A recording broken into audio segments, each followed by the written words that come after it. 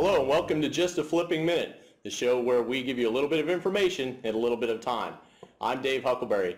Today's episode is What Is It? Like many people, when you think of a flipped classroom, you may think of this image here. And while that's pretty absurd, it is something that you think would be engaging to students, and that's one of the good things about flipping the classroom. So let's talk a little bit about what is flipping the classroom. Flipping the classroom lets you flip what I call the lid. The lecture, the instruction, or the demonstration. It takes information that was presented to the students typically during a lecture series and classroom time and gives it to them ahead of time.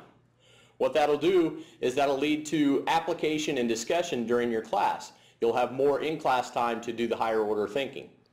And then you always usually follow that up with some small assessment. You want to be sure that the students are watching the content ahead of time and come prepared and ready for class. With flipping, you never know what's going to happen next, so you have to tune in next time. I'm Dave Huckleberry for Just a Flipping Minute. We'll see you next time.